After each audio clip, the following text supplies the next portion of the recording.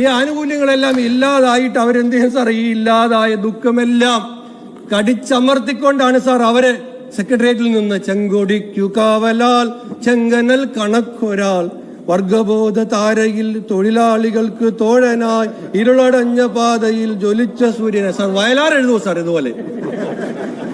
Sir ഈ പാട്ടും പാടി ആ സ്റ്റേജിന്റെ പുറയിലോട്ട് പോയി അവര് കൂട്ടക്കരച്ചിലായിരുന്നു സാർ.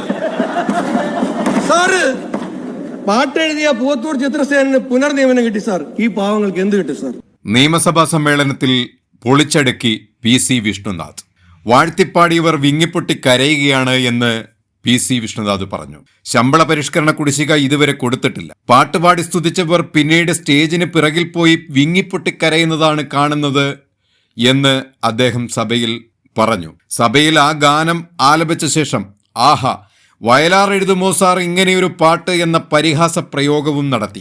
സർക്കാരിന്റെ സാമ്പത്തിക പ്രതിസന്ധിക്ക് കാരണം സർക്കാർ ജീവനക്കാരാണ് എന്ന് ബോധപൂർവം പ്രചരിപ്പിക്കുന്ന ജോയിന്റ് കൗൺസിലിന്റെ നോട്ടീസ് ഉയർത്തിപ്പിടിച്ചാണ് വിഷ്ണുനാഥ് സംസാരിച്ചത്. റേഷൻ വാങ്ങിക്കാൻ പോലും ശമ്പളം കിട്ടാത്ത ജീവനക്കാരുടെ കണ്ണീര് കുടിച്ച് ദാഹം തീർക്കുന്ന ഒരു മുഖ്യനാണ് കേരളം ഭരിക്കുന്നത് എന്നതിൽ നാണക്കേട് തന്നെയാണ്.